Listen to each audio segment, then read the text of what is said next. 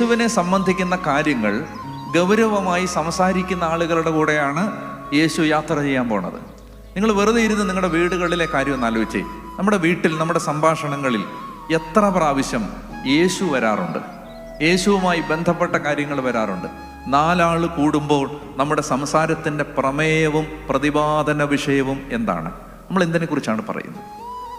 What do we talk about?